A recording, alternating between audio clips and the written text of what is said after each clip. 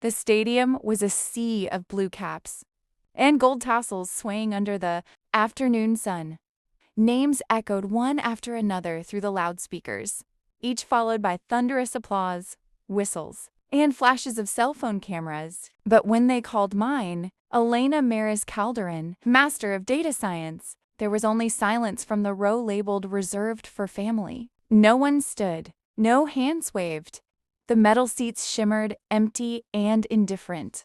I smiled anyway, because that's what you're supposed to do, and clutched my diploma a little, tighter for the photographer. My cheeks ached from pretending joy, the way they'd done through every celebration of my life. Around me, families clung to each other, laughing and crying in equal measure. Flowers were exchanged, hugs collided. I just stood there in a blur of other people's happiness, my own echo drowned by the noise. When the ceremony ended, I lingered near the fountain by the courtyard, scrolling through my phone like someone waiting for a text that would never come. Maybe they got lost. Maybe they forgot the time. "Lena!" A familiar voice pulled me back. It was Ruby, a classmate who'd sat next to me in every late-night lab session. She bounded over with her parents smiling, proud, loud in the way families usually are. "You did it. We've finally made it." Her dad offered to take a photo of us together, and I smiled again, automatically, as their laughter wrapped around me like a language I no longer understood. Ruby glanced around. "Hey, where's your family? They didn't get a good seat?" I lied before my heart could stop me. "They're running late." The lie slipped out smooth. I'd been rehearsing it my whole life. By the time the crowd thinned, the sun had dipped behind the stadium bleachers. Balloons drifted above cars. Students piled into back seats with flowers pressed to their chests. I sat in my dusty gray Honda and watched the parking lot empty out. Through the windshield, I imagined what could have been: Mom in her floral blouse, Dad with that proud half-smile, my sister June jumping excitedly with her phone camera ready. For one beautiful second, I even pictured them waving. Then an engine roared behind me and the dream scattered into exhaust fumes. I should have known better. They hadn't come to my college graduation either, or my high school one. There was always an excuse: a work meeting, a migraine, a forgotten date. Always a reason I was too mature to question and too tired to resent. Love, I'd learned, was something I earned through usefulness, not presence. When I was 16, I wore a green cafe apron at Way serving caramel lattes to commuters who smelled like money and hurry. Every paycheck went to something that wasn't Minshun's field trips, Mom's car repair, a new phone plan for the family. Each time, Mom would text something short like, "You're a good daughter," or "Your sister's lucky to have you." The first few times, I believed her. I thought being needed meant being loved. But years later, as I stood in my tiny studio apartment after graduation, that belief felt as fragile as the paper diploma I'd just framed. 3 days passed. The flowers Ruby's parents had given me wilted quietly in their vase. Then my phone buzzed. "Mom, need $300 for June's birthday party. Send before Saturday." No congratulations. No, how did it go? Just numbers and a deadline. I stared at the message for a long time, the blue bubble blurring. My thumb hovered over the keyboard before typing one small reply. Me. Sent $1. Happy birthday. Then I did something I'd never done before. I went to the kitchen drawer, pulled out the spare key Mom insisted on keeping in case of emergencies, and dropped it into the trash bin. That metallic clink sounded like the smallest act of rebellion and the biggest sigh of freedom. That night, I called a locksmith. He was an older man named Terry, quiet and kind, who whistled softly as he replaced the lock on my front door. "You'd be surprised of how many people do this after graduation," he said, tightening a bolt. "Growing up's just learning who gets to knock and who doesn't." When he left, I stood in the doorway, breathing in the faint scent of oil and brass. It felt like the first real boundary I had ever drawn. The next morning, sunlight spilled across my kitchen table. The world outside buzzed faintly: cars, birds, a siren in the distance, but inside there was peace. I made coffee, sipped it slowly, and listened to nothing. That silence wasn't loneliness, it was ownership. For the first time, I didn't owe anyone a piece of myself. I thought that meant freedom. I was wrong. It started with a knock. Firm. Repeated. At first, I thought it was Mrs. Patel, my landlord, coming for rent early again. But when I looked through the peephole, 2 police officers stood there, uniforms pressed, expressions unreadable. "Ms. Calderon?" The taller one asked politely. "Yes?" My voice caught on the word. "I'm Officer Gaines. This is my partner, Officer Lewis. We received a call from your mother. She said you've been behaving erratically, changing locks, not responding to messages, and she's concerned you may be a danger to yourself." The air left my lungs in one short, disbelieving laugh. "Of course she did." "She did what?"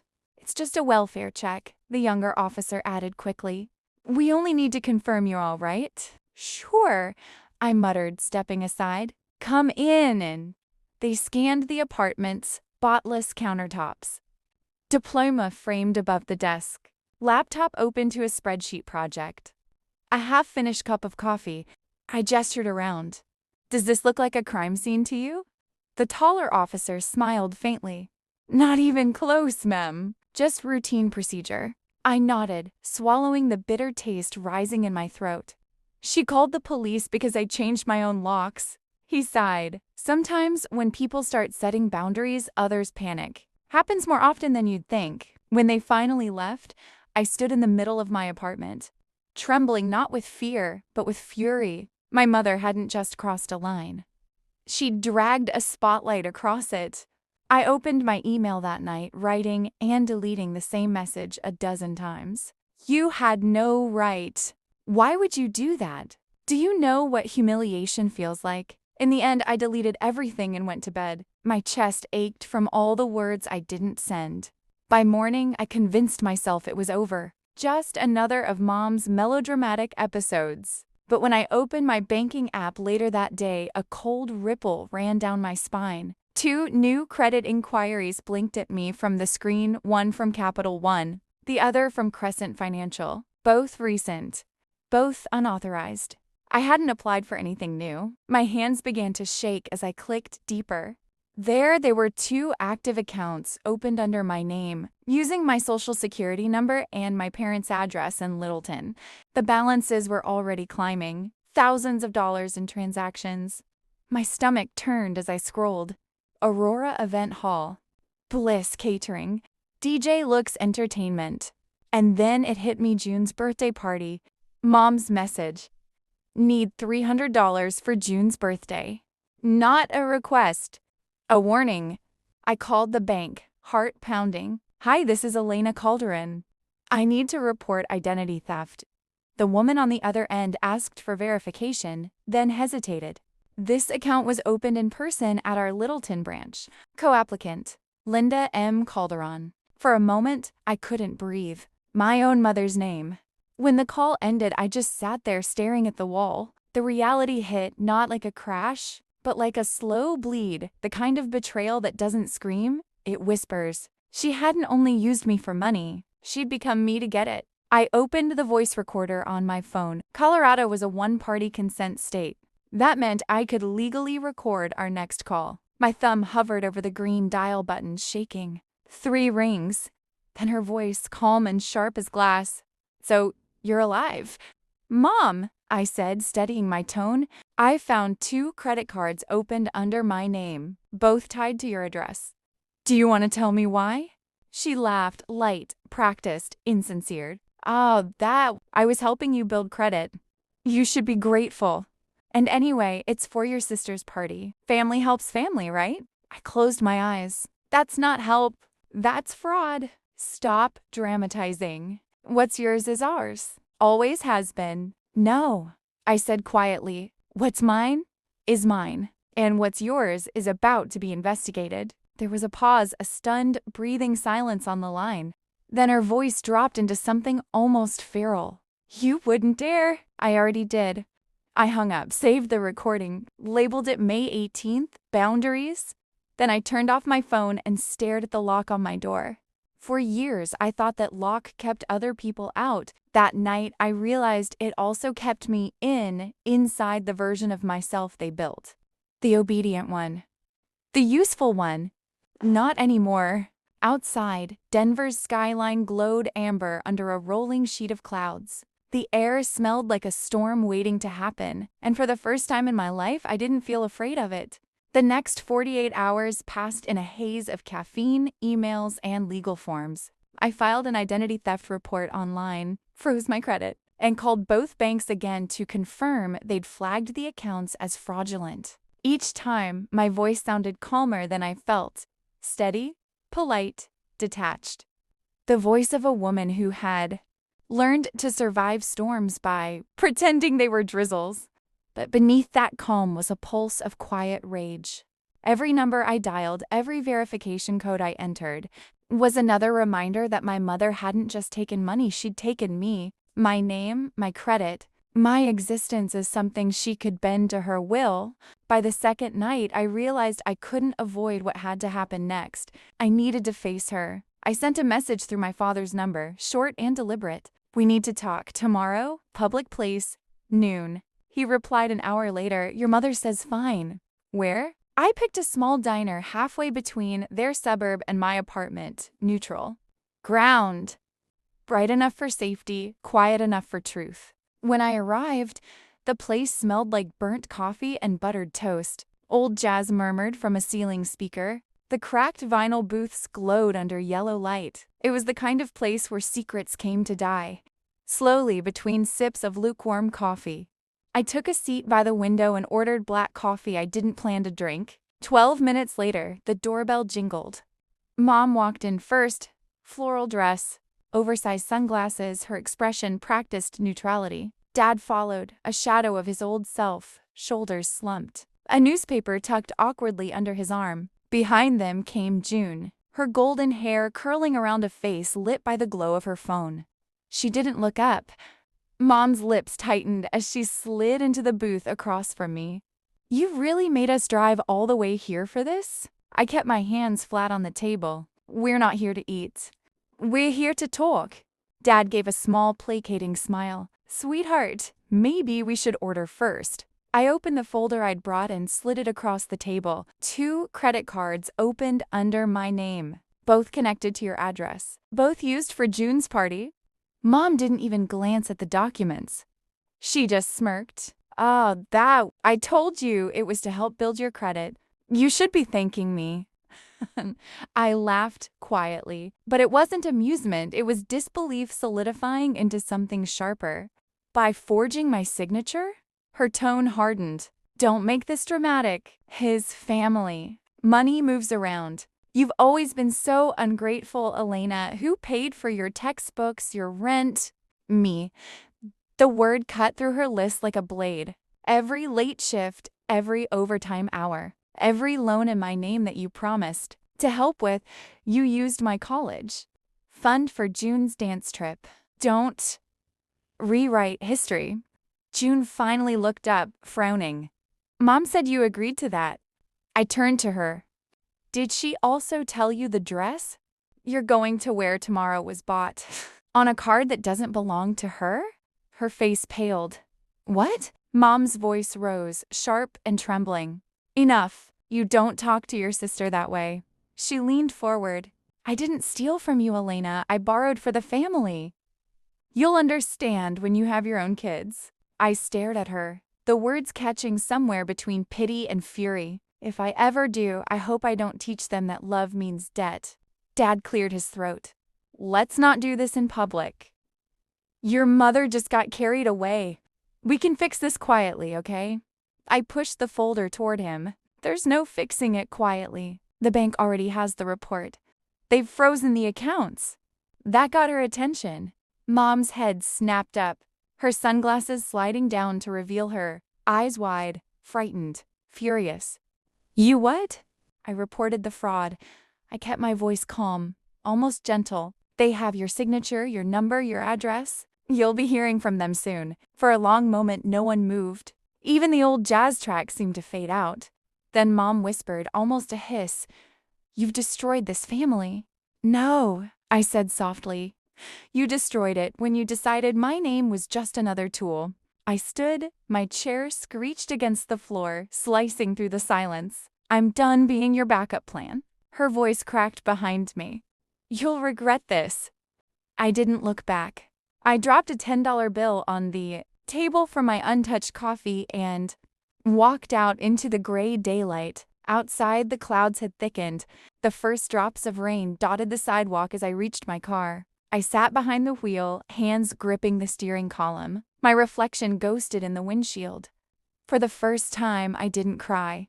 The anger had burned out, leaving behind something quieter. Something that felt a lot like peace. Inside the diner, I could still see their silhouettes. Mom gesturing wildly, Dad shrinking into himself, June frozen with her phone in hand, a family portrait in motion, breaking apart one word at a time. I started the car and drove. The city blurred past brick walls, flickering signs, the hum of Friday traffic. I wasn't sure where I was going, only that I couldn't go home yet, not to that silence that still smelled like fear. By the time I reached Cherry Creek, the storm had turned the pavement into mirrors. Raindrops rippled across streetlights. I parked near the river and sat there, watching the reflections dance. I thought about the night of my graduation, the way the light hit the empty seats, the space that had always waited for them. For years, I'd told myself it didn't matter, that I could fill the silence with achievements, degrees, success. But the truth was simpler. I'd been chasing acknowledgement from people who didn't know how to give it. Now I wasn't chasing anything. Later that evening, my phone buzzed with an unknown number. I almost ignored it, but something in me said answer. Ms. Calderon? A professional voice asked. This is Lauren Stein from Capital One's fraud department. I'm calling to inform you that our investigation has confirmed misuse of your identity. We've also verified that transactions connected to an event tomorrow evening at Aurora Event Hall were made under your name. Law enforcement will be coordinating to verify on site. My heart settled. You're sending police there? Yes, ma'am. Standard fraud protocol. You're not required to be present, but we wanted to inform you. Thank you. When the call ended, I sat in the dark. Headlights from passing cars streaking across my walls. The city hummed outside, unaware that my family's empire of small manipulations was about to collapse publicly. I didn't plan revenge. I didn't need to. Truth had its own schedule. The next night, the rain returned steady, silver, relentless. June's Sweet 16 had begun hours earlier at a glass-walled banquet hall strewn with purple lights. I wasn't invited, but I didn't need to be there to picture it. Tables lined with cupcakes and sequins, a rented DJ, my mother standing proudly at the center, pretending nothing had happened. Around 8:30, my phone buzzed again. A text from an unknown number, then another, and another. June. Are you insane? The police just showed up. Everyone's staring. Mom's losing it. I stared at the screen, motionless. Then came the final message. They're saying your name. What did you do? I didn't reply. Across town, 2 officers walked through the glittering entrance of the hall, accompanied by a bank representative in a charcoal suit. Music faded mid-song. Guests turned, whispering. The purple lights flickered as tension filled the room. We're here to verify a financial report, one officer said evenly. Transactions made under the name Elena Maris Calderon. Primary applicant, Linda M. Calderon. A collective gasp rippled across the crowd. My mother froze near the dessert table, her hand still gripping a champagne glass. There must be a mistake, she stammered, her voice trembling. This is my daughter's account, she agreed to. The bank officer interrupted, unfolding a set of documents. The co-applicant has confirmed these charges as unauthorized. We're here to document the misuse. The silence that followed was louder than any music. Guests shifted uncomfortably, whispering. Someone began recording. June stood in the middle of the dance floor, her sequined dress shimmering under the fluorescent lights. Her eyes found Mom's face wide with disbelief. "Mom," she said softly. "What did you do?" No one answered. The DJ unplugged his system, cables coiling like snakes on the floor. The banner above the stage, Sweet 16, Born to Shine, sagged as the air conditioning clicked off. Rain hammered against the glass walls. The perfect night had turned into a public undoing. Back in my apartment, I stood by the window watching lightning spread across the sky. I didn't cheer. I didn't smile. I just breathed, feeling the storm echoes somewhere deep inside me. For years, silence had meant weakness, being small, unseen, unheard. But that night, silence felt like justice. The storm raged over the city, and for once, it wasn't inside me. Elena's family name is now tainted, her mother exposed. But when the storm settles, new ripples appear, an email, a confrontation, and a choice that will decide whether forgiveness or freedom wins. Gives Part 3, The Aftermath. As the dust clears, Elena must face the wreckage, her sister's anger, her mother's shame, and the question of what starting over really costs.